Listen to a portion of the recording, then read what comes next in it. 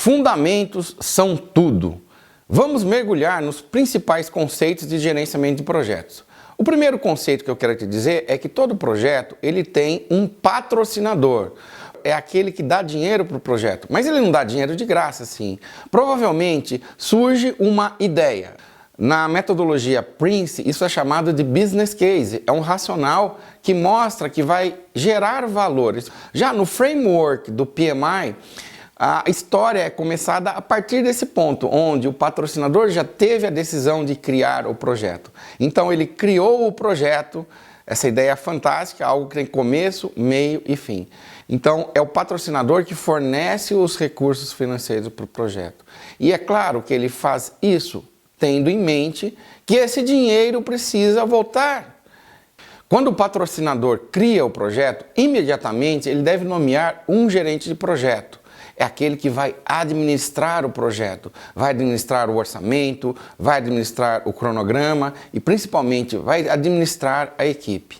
Como eu falei para vocês, esse projeto ele tem começo, meio e fim. Uma vez eu estava dando uma consultoria, eu perguntei para o meu cliente, quando que seu projeto termina? E ele falou assim, o meu projeto não termina. E eu disse para ele, então você não tem um projeto, porque todo projeto termina. E quando ele termina, ele gera um produto.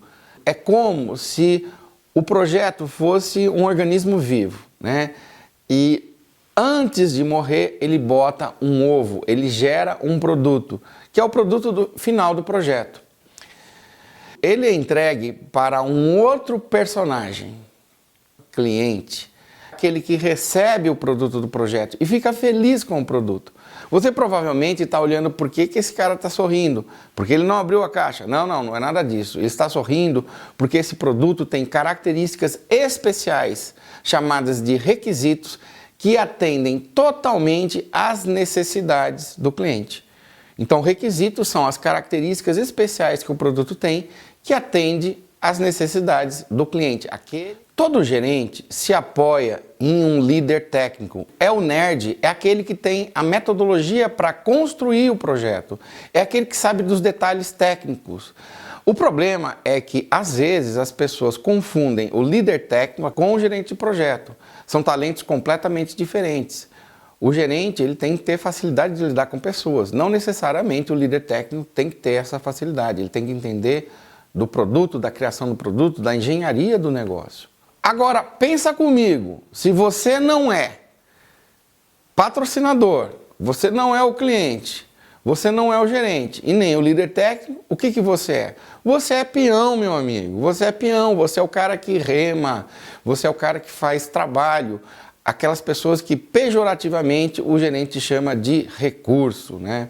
Mas olha, não fique triste não, porque existe ainda um nível inferior ao peão, que são os famosos terceirizados.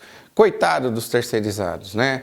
O terceirizado hoje não é nem convidado para comer bolo na festa de aniversário. Eu estou fazendo essa brincadeira com você, mas o fato é que, seja você peão, terceiro ou líder técnico, está todo mundo no mesmo barco, todo mundo tem que ser tratado como irmãozinho. Esse grupo constitui a equipe do projeto. Uma característica da equipe é que a equipe trabalha produzindo deliverables, são os componentes. Normalmente quem tem o conhecimento para produzir o deliverable é o líder técnico, né? Ele que sabe como quebrar, como fazer, como decompor o projeto em partes menores mais gerenciáveis. Esses componentes que, uma vez integrados, comporão o produto final. Por exemplo, se eu estiver construindo uma casa, eu vou fazer a fundação, a alvenaria, a cobertura, o teto, o acabamento. Isso aí são os deliverables, os componentes que, uma vez integrados, constituirão o produto final do projeto, né? E em gerenciamento de projetos, eles são bastante representados numa estrutura hierárquica chamada Work Breakdown Structure, ou estrutura analítica do projeto. Estaria tudo muito bem, estaria tudo muito bom se não estivesse algo se aproximando no horizonte. É um furacão que se aproxima e ele vem em direção ao projeto. Não é certo que ele vai passar no meio do projeto.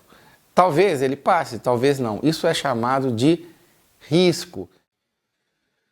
Justamente Por conta desses conceitos e para passar melhor esses conceitos que eu criei o Project Model Canvas. É uma maneira de você enxergar o seu projeto, olhar ele holisticamente, você trazer todos esses players para co-criar o plano juntamente com você. O Project Model Canvas, ele é um trabalho feito em equipe, como essas fotos estão mostrando, pessoas integradas, o patrocinador, o cliente, a equipe técnica, os peões, por que não? Por que não chamar os terceiros que fazem deliverables importantes? E agora eu quero relacionar o Project Model Canvas com esse conceito que eu acabei de te mostrar da historinha do projeto. Basicamente, o Project Model Canvas, ele é como uma cebola que você vai descascando, e à medida que você vai descascando, ela vai mostrando diferentes níveis de realidade. Ele vai respondendo a perguntas fundamentais: por quê, o que, quem, como, quando e quando. A primeira coluna do Canvas fala da geração do valor. Eu saio de uma situação ruim, sem o projeto, e vou para o futuro, onde eu tenho geração de valor. Adivinha, quem é o cara mais interessado em geração de valor do projeto? É o nosso querido patrocinador.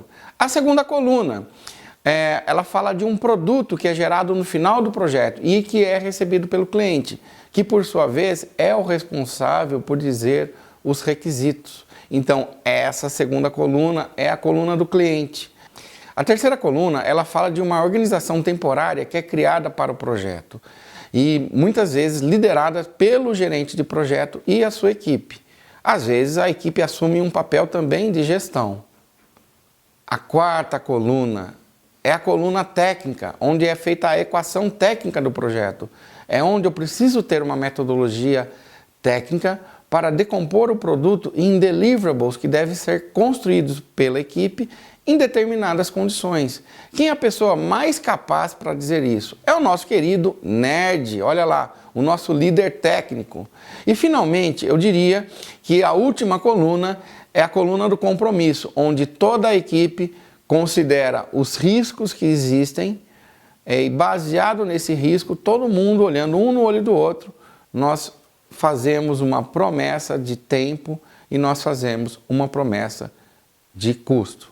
Isso aí não é um cálculo, ele é um compromisso que é assumido pela equipe.